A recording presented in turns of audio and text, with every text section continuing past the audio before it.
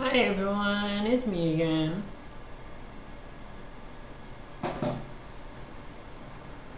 I'm going to be, first time I've done a stream on my chess channel. Twitch is working right now as well as on YouTube. So, I'm actually live on my Chess Corner, Chris Chess Corner channel. I have a total of 6 channels, but I haven't used this in ages. But I used to have a chess blog on Red Hot Porn. No, not the porn site, the actual chess site.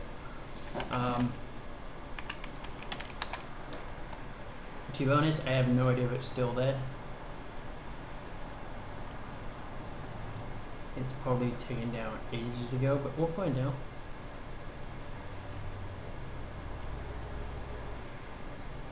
If it's still there or not. Probably not. I mean, oh no, it's there. Arch Rifle Chess Corner.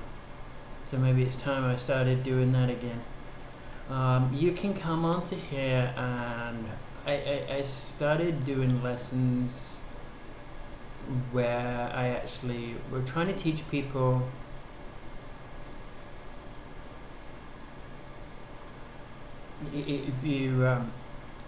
it's trying to teach the middle ground. It's not for beginners. It's those who actually want to, they're not grandmasters or anything, but there are actually, these are my previous ones and stuff like that, and I'll be going through all of them. I will also be going to just basically going from the start, Chess 101 to actually playing and stuff like this. Now the thing is, there are so many different variations of chess: Chinese chess, 4-player chess, and all these different rules. And it's really easy to get confused, and it actually makes it so you actually have problems. Chess, forgive the French, but the game chess actually mind fucks you. It is an actual game of physical and mental warfare. You need to have a plan before you come to sit down at the board of the table. Now, I used to play a long time ago in England for my local club and once for the country. A proper chess game will last up to 3 hours. The time control that I was used to was an hour and a half, and then 20 minutes extra when you get to 30 moves. In tournament games, it's an hour and a half or an hour long, and then when you get to 40 moves, you get 15 minutes.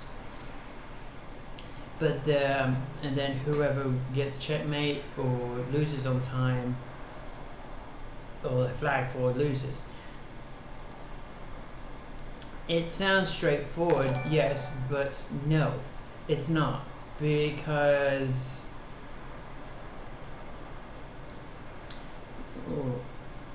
let's see. Thank you for the host, Ontario Studios. So there are exceptions to almost every rule in chess. So what I mean by that is, if your flag falls on time, you normally would lose. But if your opponent doesn't have sufficient material to win, then it's a draw, not a win. Like, some people would know that they're not gonna win. They don't try to win, and they just keep moving backwards and forwards, backwards and forwards. First of all, if you do that, you're a complete ass. Second of all, it's a draw because you can't win. So normally you have no pawns on the board and you're just trying to run out the clock on your opponent. You know that you can't win, he can't win. The only thing is that he has a minute left on the clock while you have 15 minutes. So you just keep going backwards and forwards. You have no chance of winning. So you're just trying to run out the clock. That's a draw. So this is my current that was my profile that was on Red Up Pawn. I haven't subscribed in ages, but I have a lot of games. So please take a look at my blog. I will get back to being active on that again. Green Pawn and Planet Green Pawn, and also chess.com. They all have lessons. It doesn't matter what medium you choose. Just start playing chess. It's easy to learn, but difficult to master. I believe they say after the first 3 moves on either side, you got 3 million possibilities. So it's a complicated game. So the first thing that I do with people is I have them sit down and look at the board. I take all the pieces off the board and just say, here's the chessboard. How many positions, how many shapes and do you have? Because and I do cover this in one of my lessons actually, and it's just here, box vision. Half the time when people play, they only see 4x4 squares of a chessboard, and it ruins the game for them. So I purposely keep my bishops and queen on the long diagonals, because I know that when my opponent is looking at the board, they're only seeing part of the board, not the entire board. The way that you overcome that is by getting very familiar with the 64 squares on the board. So this is again one of the lessons, and it's very easy to see when someone is under that influence, where they can only see part of the board, not the entire board. And it's like they have blinkers on, and it's very, it can be very frustrating, but it's not for the person, that is. So the second of all, when you come to sit down at the chessboard, the first thing that you need is a plan. You need a plan of what you're going to do. Second of all, the most important part of the chess game is the middle game. You gotta know how to play the end game, but if you can't play the middle game, you're not going to be able to get to the end game. So, and it doesn't matter who you're playing against, it doesn't. It really doesn't. So most of the time, in fact, the hardest person for you to be able to beat is yourself. Half the games that you lose, it's going to be because of you losing to yourself, because you psych yourself out. When I was in my teens, I was under the influence that the girls who were female players are better, that they're good. I was not being sexist, but in a way I was kind of the opposite. I was putting them on the pedestal. So when I ended up playing against them, I already lost before I even sat down, because my mind told me I had no chance of winning. Your mental game, your mental perspective is key if you're ever going to play chess. I got tons of games that I've been playing. 224 on that clan. These ones I lost because I probably timed out because I didn't come back. But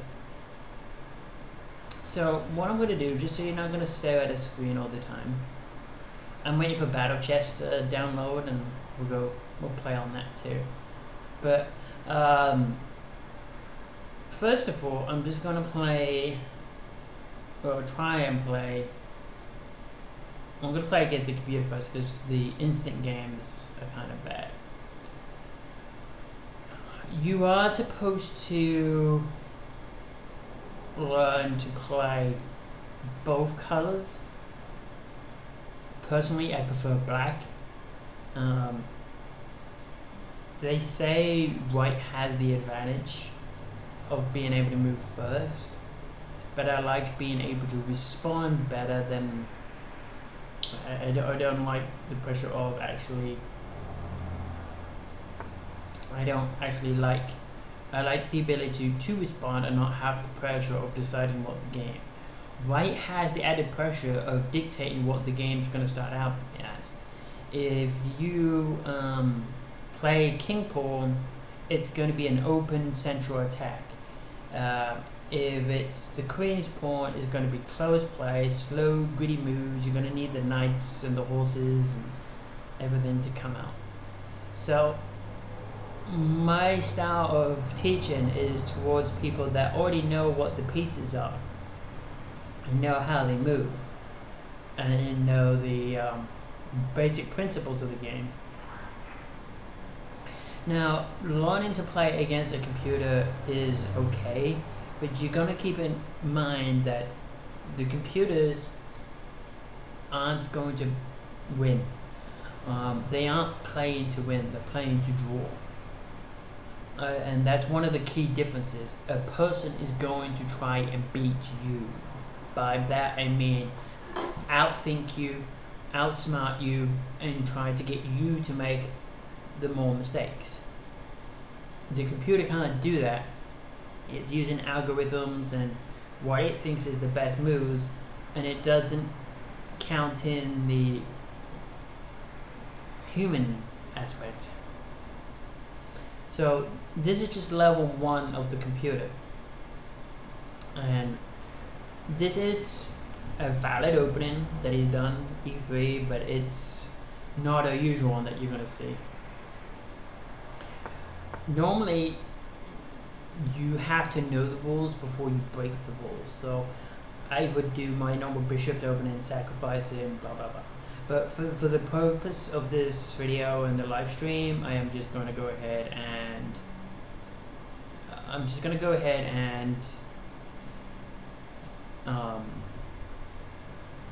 just play how you should when you're starting out.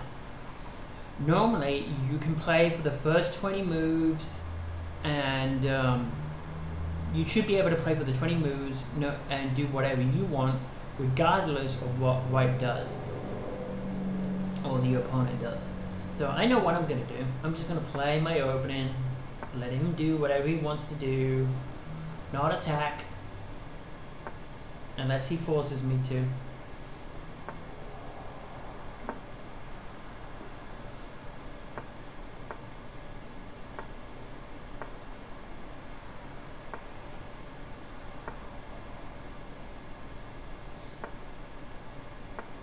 So right away, I, as black, have my pieces developed. Normally you don't move your queen until you have to, until you want to. But I moved it up. So white is now when you do this, your opponent has to guess which side you're going to castle. If you choose to delay castling, it can have an effect on your opponent because they have to decide which side they're going to attack on. And depending where your king is, that's where their attack needs to be. So just because I move the queen up doesn't guarantee I'm going to castle queenside, but the possibility is there. But I, as black, knows that his king's castle kingside, so I want to get my rooks on the kingside and go for a kingside attack. And this is me, like I said, keeping the bishop on the long diagonal. So this bishop is something that's always going to be a problem on his on white's mind. There's only 2 pawns there in front of him and the king. So now I got my pieces developed. He basically has his pieces developed, except he's got his bishop stuck. That would be considered bad because it's trapped. It's not going anywhere. Basically, this is a very defensive opening for white. It's someone that isn't aggressive, and it comes out that way too. Now, normally I would sacrifice this bishop and take the pawn on h3. It doesn't mean it's good, but bishop pawn takes, bishop queen takes, and then you have the knight to come up there, or you can do bishop. Oh no, you can't because the bishop's there. Good thing I looked first. Look before I leap. So what I was thinking was bishop there, bishop takes pawn, pawn takes bishop, and then queen recaptures. I lose a pawn, 2 pawns for a piece, but I was thinking I could get the knight to g4 and I would have a threader mate on h2. However, when the knight comes to g4, the bishop on white's e2 can recapture, supported by white's queen. So if I recaptured with the queen, queen takes queen, and black would be in a really bad position right now. So I got really no choice here. I gotta make my position better and just castle.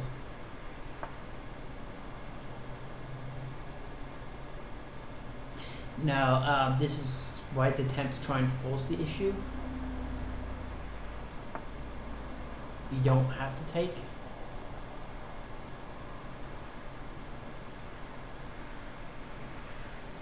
Now, he's coming to attack the knight and also the pawn. The knight is protected by the bishop. But if that doesn't create a problem per se. I want my rooks there anyway.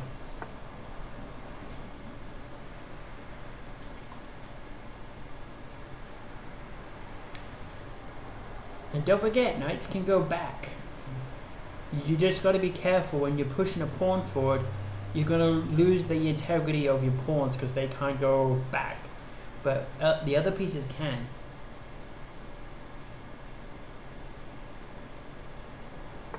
His black bishop's blocked in.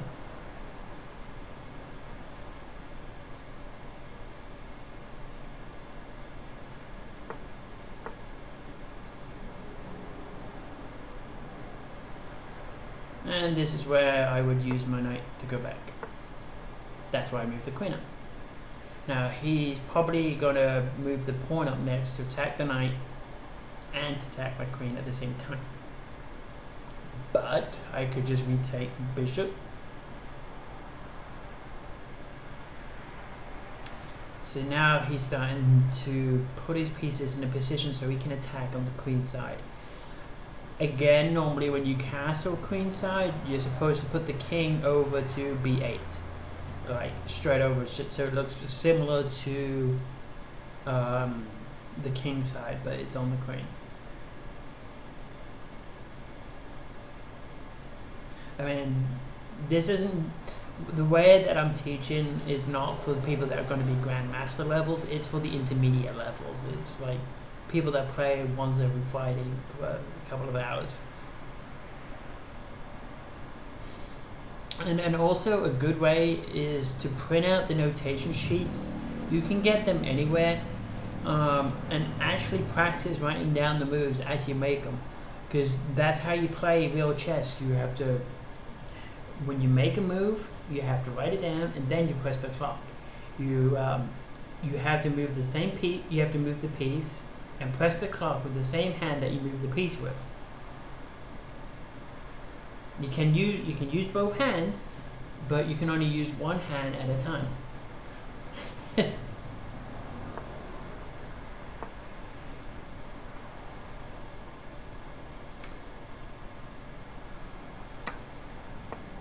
and they do have that touching rule.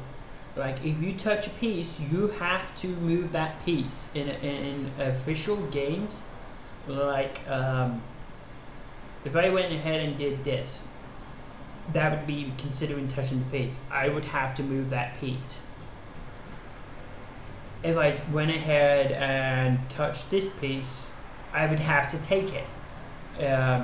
So you got to be careful what you do with your hands. If you're someone that's very fidgety and you're playing with someone across the board, sit on your hands.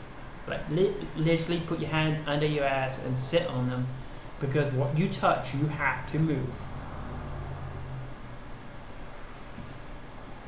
If a piece is on the side of a square or on the edge of a square that you want to readjust, you have to pronounce I adjust or adjust, and then you're allowed to move that piece and put it back onto the square. So he went ahead and did the attack. So when a player moves, this is what you're going to be thinking. First, what has he left behind? First of all, he's left behind this square and the bishop. What has he done by making the move? He's pushed the pawn on. He's threatening to attack the knight and open up the queen side for my king, exposing the aisle, because a rook on an open aisle is very strong.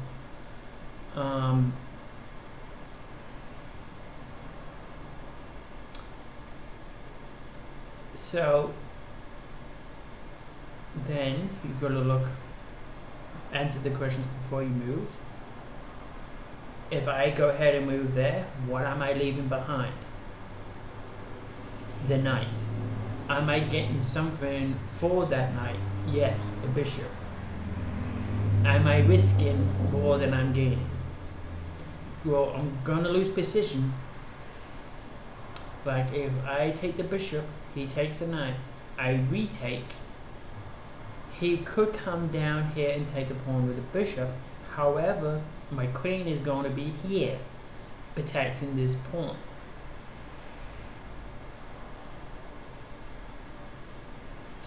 So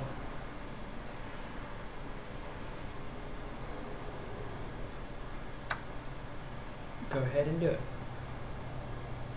So now he's gone ahead and moved the knight to attack the queen. It's really tempting to go ahead and take that pawn, isn't it? Like you can attack the rook and so on, but no, look before you leap. If I take the pawn, the knight would actually take the queen. I would lose a queen for a pawn. Queens worth 9 points, pawns are worth 1. But I could go here.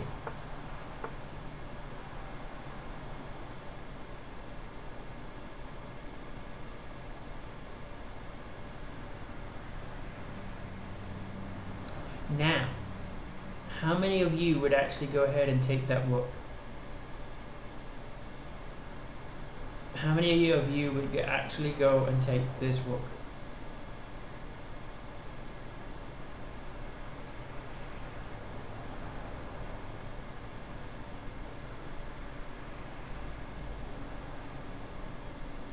Well, first of all, let's take a look.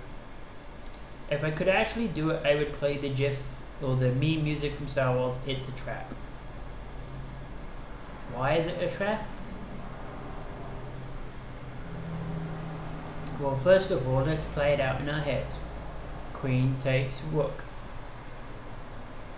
White's move, knight to e3. The rook is now attacking the queen. And then the queen is suddenly trapped.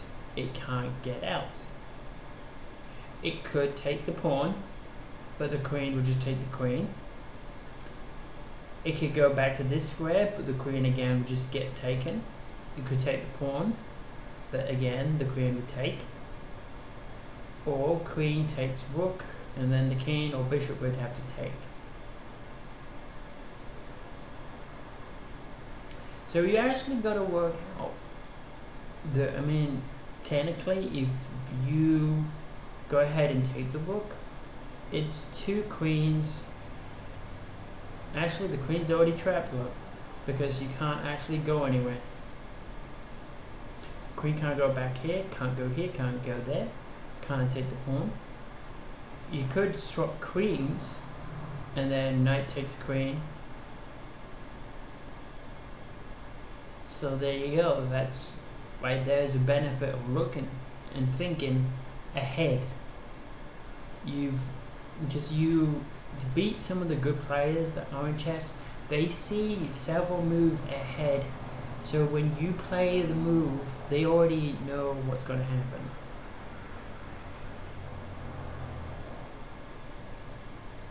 So one option is I could go 2 rooks for a queen, and technically I go up 1 pawn, because rooks are worth 5, queens are worth 9. So 5 plus 5 is 10, king takes queen is 9, you go up 1 pawn. But it's not just about points, it's actually about the material you have on the board and the position that you have got to think about. Can I win with what's left on the board? They will have a queen that's very effective and very strong, but have no rooks. I'll have no queen, but I will have 2 rooks, 2 knights, and 2 bishops. I have all my pieces. He's already lost a bishop.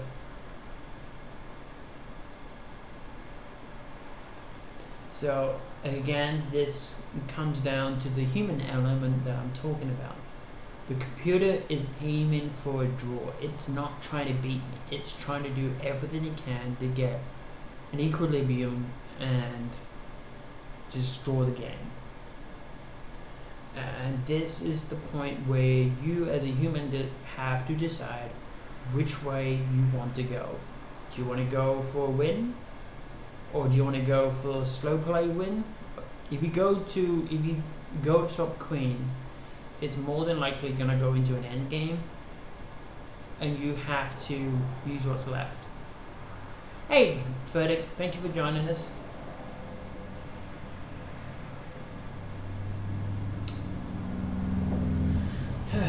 I'm actually streaming live on my chess channel on YouTube as well as Twitch.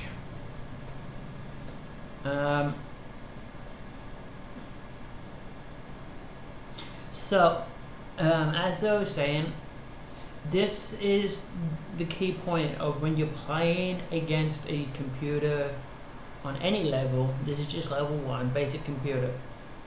The computer doesn't factor in the human element. And we've gotten to the point where the human intuition comes into an effect and actually is required. The queen, the black queen, is trapped. Wherever it's going to go next move, it's going to get taken. Not that long. It was kind of off the cuff. About 28 minutes I've been on. So you have to decide what you as the player want.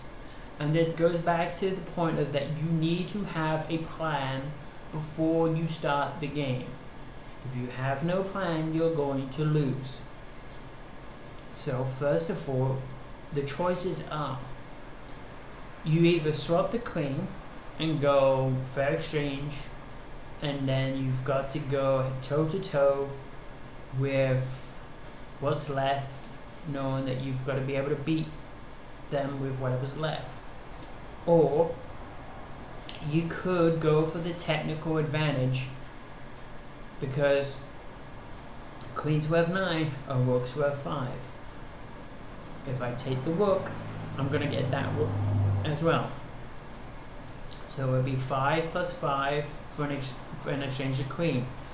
They lose 10 pawns, I lose 9 pawns. I go up 1 pawn.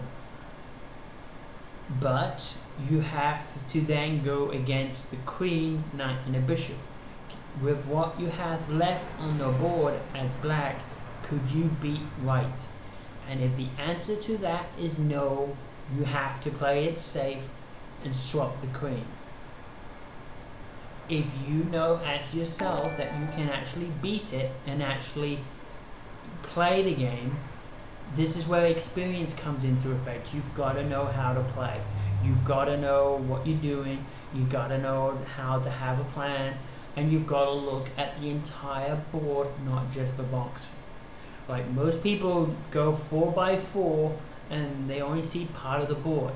They don't see my little bishop down here attacking. Right now that bishop's still a big thorn in the side of white. Only 3 pawns in the way between my bishop and his king. And I either swap the queens or the king. And you've got to be able to take in the entire picture that's on the board, not just the little square where your king is or where your queen is or where the action is.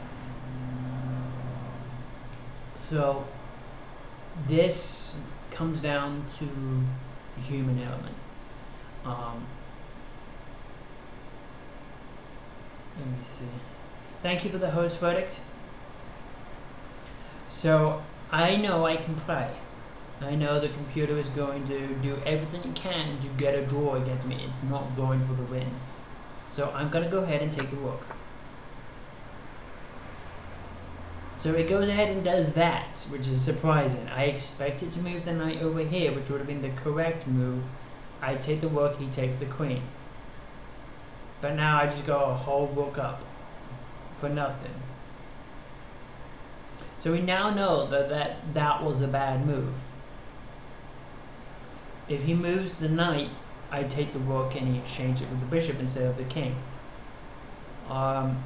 He probably got the king off that black diagonal because he was feeling the pressure of the bishop, but I have my rooks. No, I mean, this is going to be this is the 101 for beginners.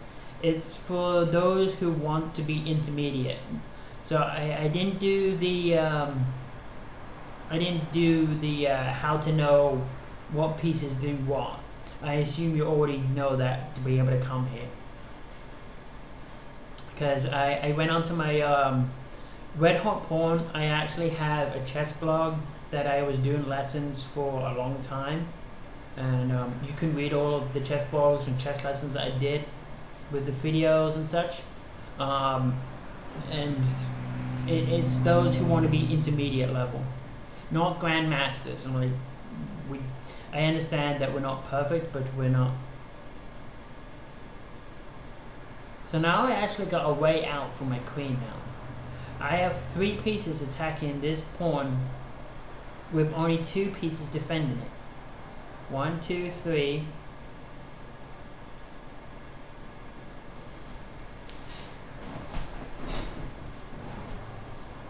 This is the 101. I mean, this is going to be the 101 basic tutorial. It goes into more of the mental aspects of the chess.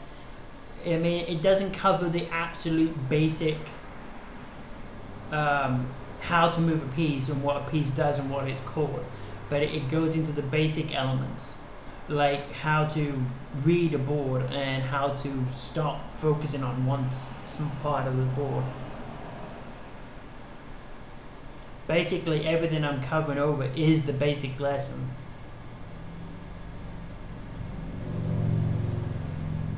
Alright, so now I'm going to go ahead and do this.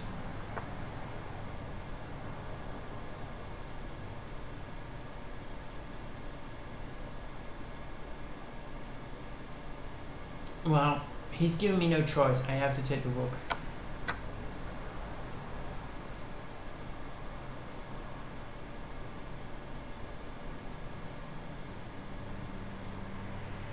And there we go. So I went a pawn for nothing. I'm now 8 pawns up.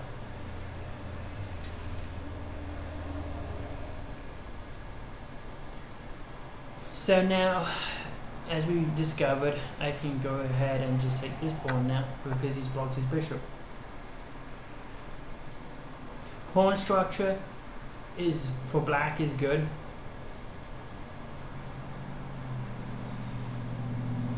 No, that's the intermediate part. En passant is basic, but the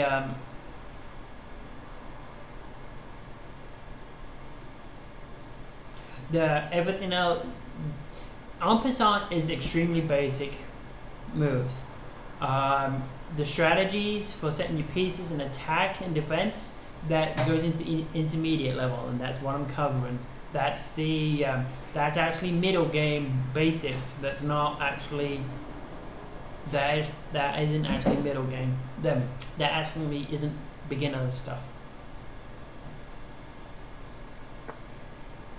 Because they want you when you first start to play. They work on, first of all, knowing how the pieces move, and then just start playing, getting experience, and learning how to think. Because thinking is more important than actually knowing where the pieces go and what to do.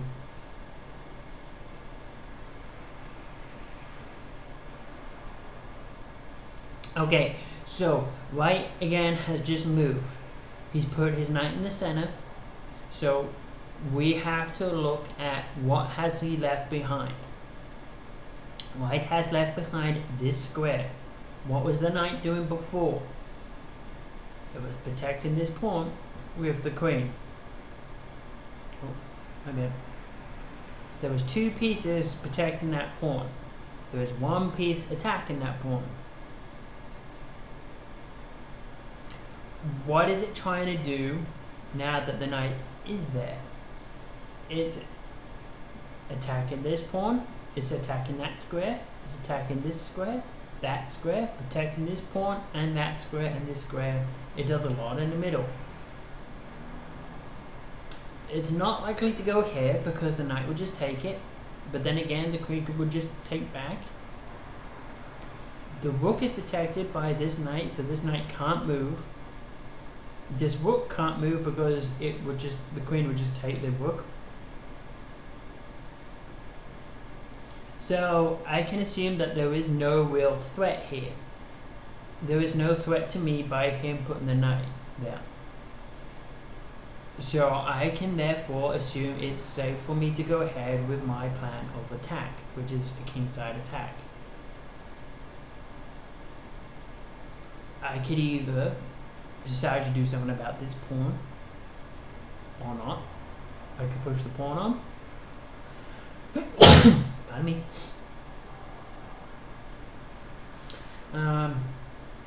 Okay, so I'm now going to go ahead and put the pawn up here.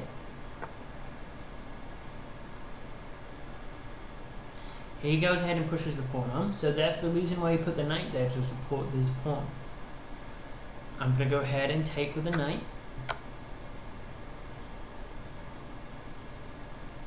That's fine.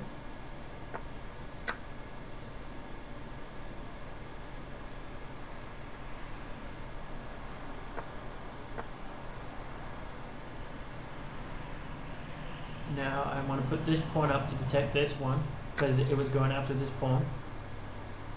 Now there's only one pawn between the bishop and that square.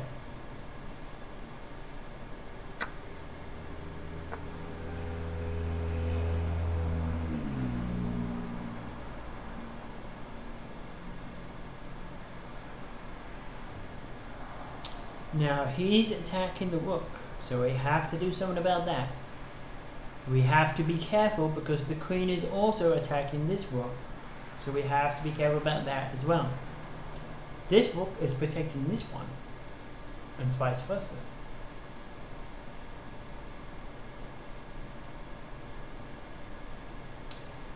White is planning to put the pawn down here.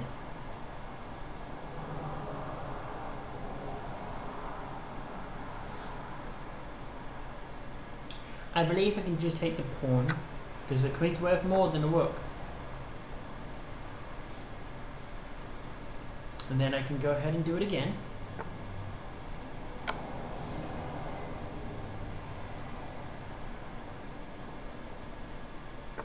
I have to protect the bishop.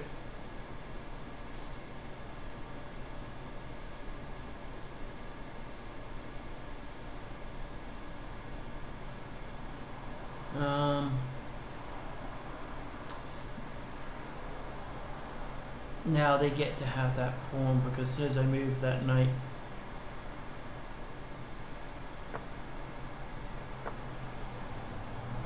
you didn't take it. Well, if you won't, I'll take this one.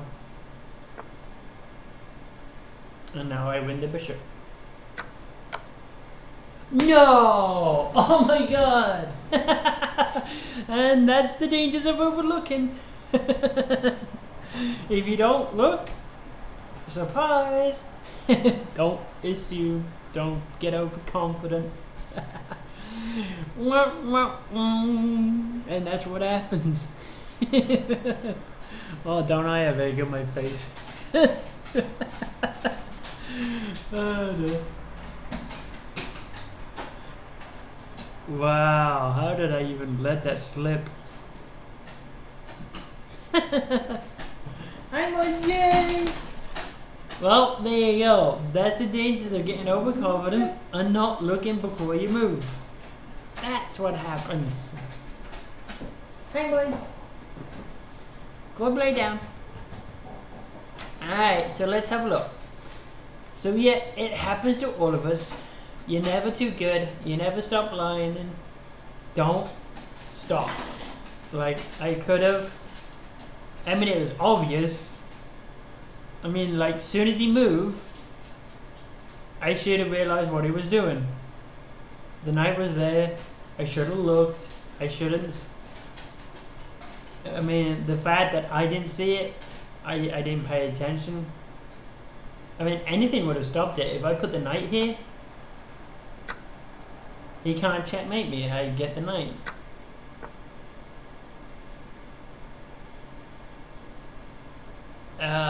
And then I can do this.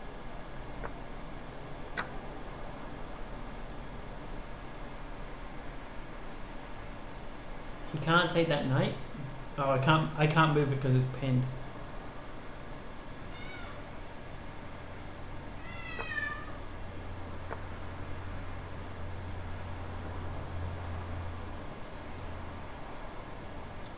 Wow, that was really, really dumb. Why would you put the queen there? Well, that's just stupid because I would take the queen. Well, I'm going to take the rook. And then that's checkmate. So, that's the dangers. You've always got to answer those questions before you move and after they move. What did they leave behind? What are they attacking? What's the purpose of the move? And then before you move, you've got to answer, what am I leaving behind? Am I leaving anything exposed? Am I leaving anything to be attacked? And yes, I was. I left that to be attacked. That was bad. Yeah, the cats are here. I got the cats back. Thankfully.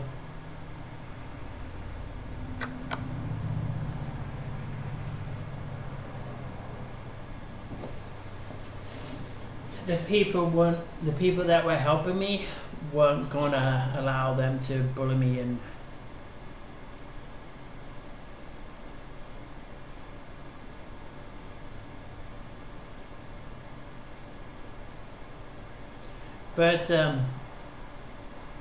yeah, I mean, chess is a real complicated game, but it's a fun game.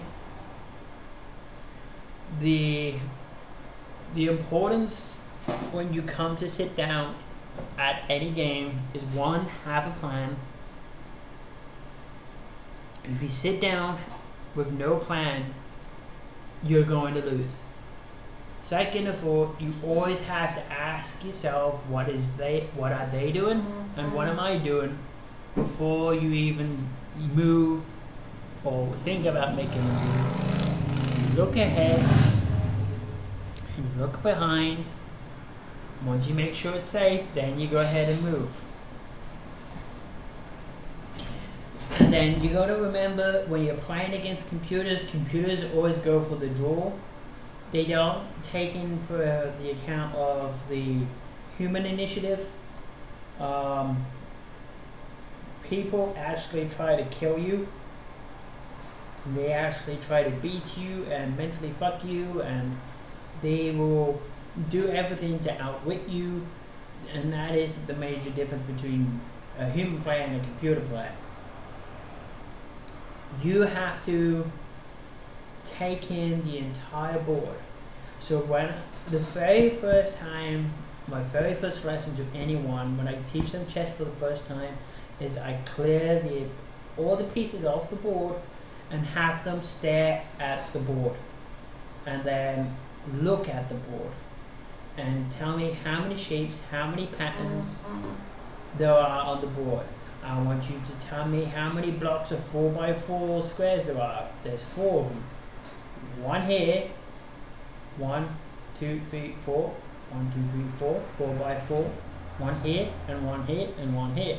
And you can go into patterns. How many squares are there on the entire chessboard? 64. Well, there's 64 squares. How many white squares are there? How many black squares are there? Are there even numbers or are there odd numbers? How many moves does it take for the knight to get on every single square on the board? I make sure you know every square of this board. I make sure you look at the entire board. Because the way that I've been getting people, including Verdict, is I have pieces outside of their peripheral vision. I know where they're looking at. I can see where you're looking at. I can see where you can't see. I know where your blind spots are. So when I have pieces on the outside, I know you're going to forget about them because you're focused on where my queen is or where my rook is, not the entire situation. And what happened to me just here is a perfect example. I was focused on the king and the bishop and all that. I didn't pay attention to the queen, and I got overconfident, overlooked, and boom, I paid the price for it.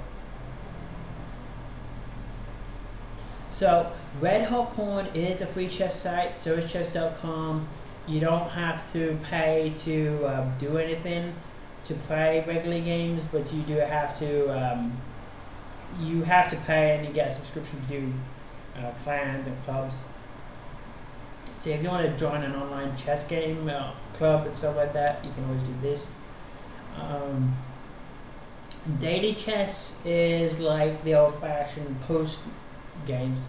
My brother used to do this. You write a move on a postcard, send it off in the mail, and a week later the person replies back, and you do it that way. That's the 1-day chess, 2-day chess. Live chess is like the actual clock games.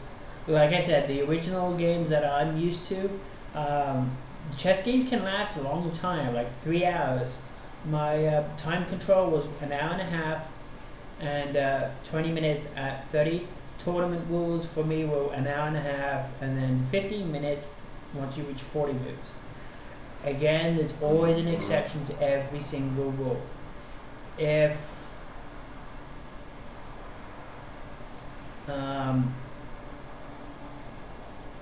There's always an exception. Like if there was ever, and let me just go through the en passant because I know this is new for Verdict. So the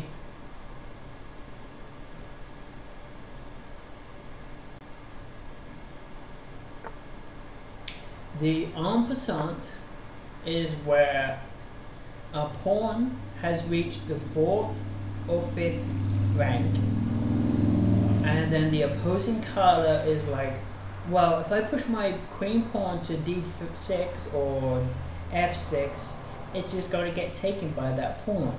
I know, I'm going to push it up twice so this pawn can't take it. Wrong!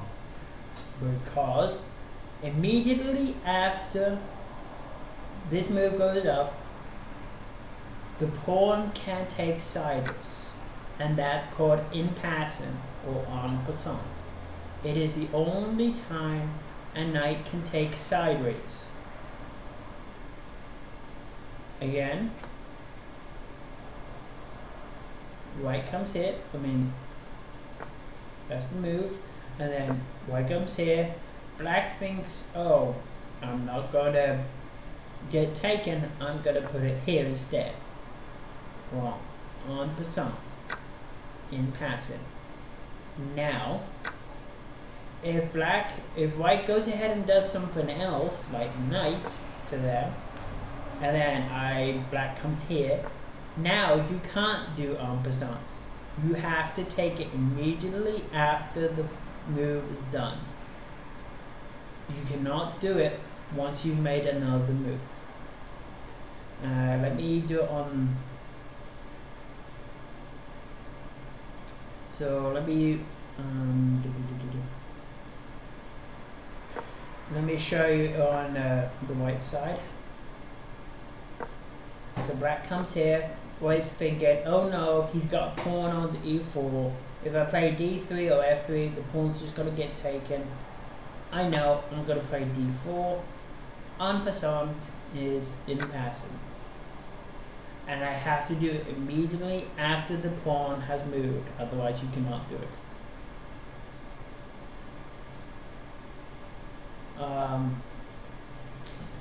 Also, if there is an exception to losing on time. If your time expires, but your opponent does not have sufficient material to mate, then the game is a draw. Again, first of all, if you know that you can't win, and you're just trying to run out the clock, like it comes down to your opponent only has 1 minute, there's no way for you to beat him, so you just keep going backwards and forwards with the same piece until the time runs out. First of all, you're an ass for doing that. Second of all, it's a draw.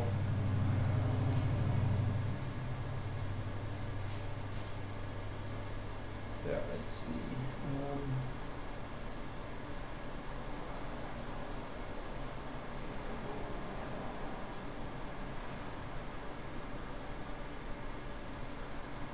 I want to set up my own board if I can, but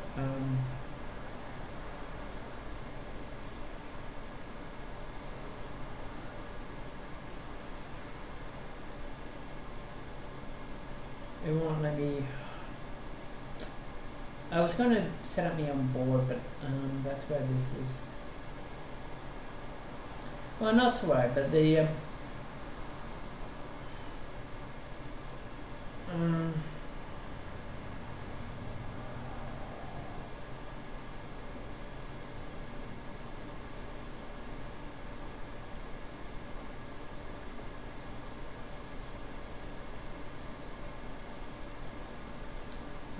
we've got analysis. So if we got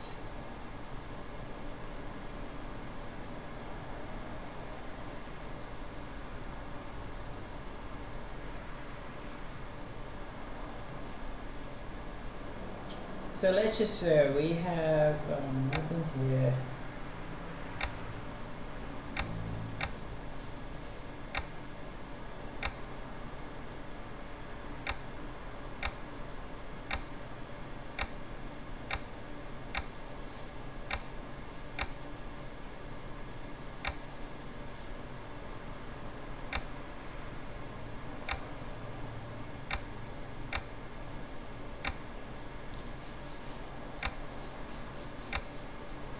Let me show an example of that.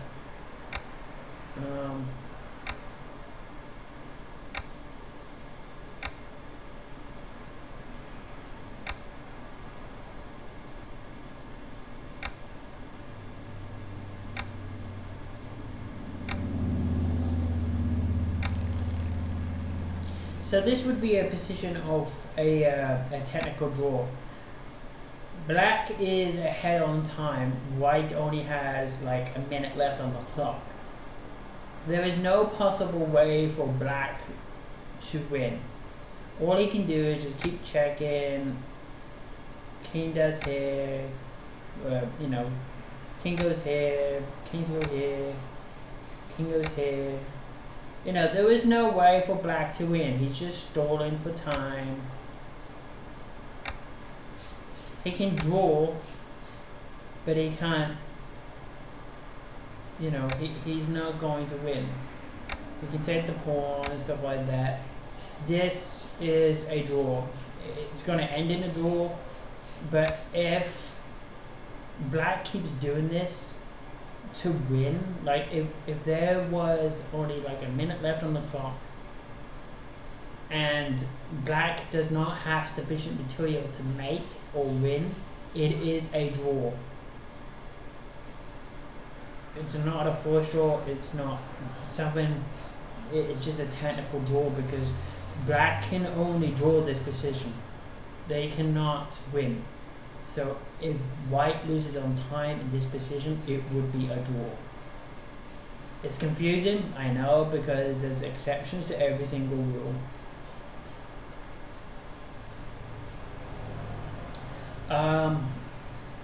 Second of all, don't get used to any pieces on the board. If you can only play with queens, take the queens off at the start of the game. If you have to play with rooks, take the rooks off at the start of the game.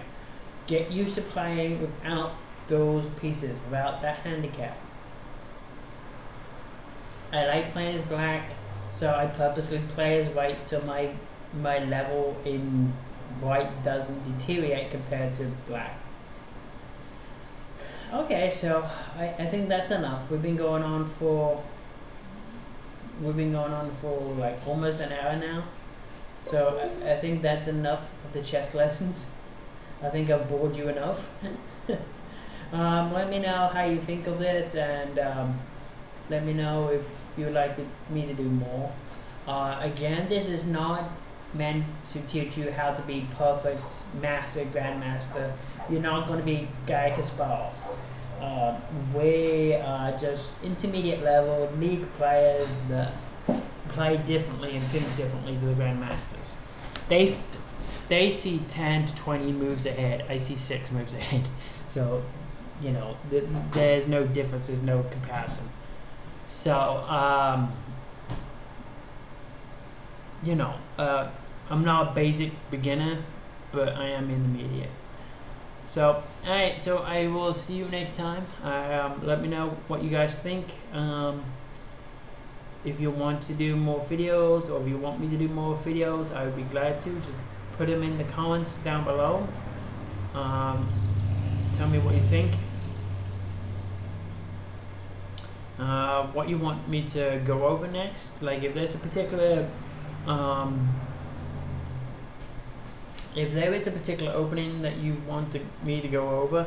Okay, oh yeah, that reminds me. Thank you.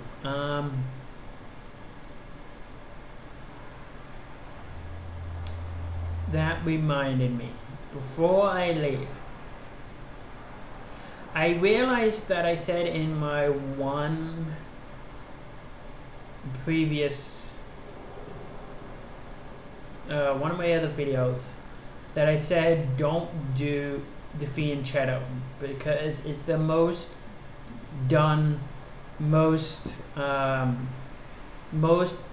used opening that everyone knows it and everyone knows how to beat it. It is not exactly the best.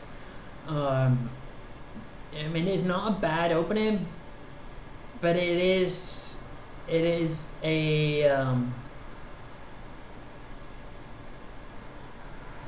I mean, it's not a bad opening, but it's so done that as soon as you do it to me, I know you're a beginner and I know exactly how I'm gonna beat you.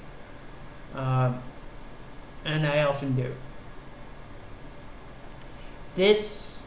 So I realize I can't just tell you not to do that opening without giving you another opening to do. So I'll put this link to this blog in the description and in the comments below. Read this and it will teach you how to do the Sicilian Night-Off variation.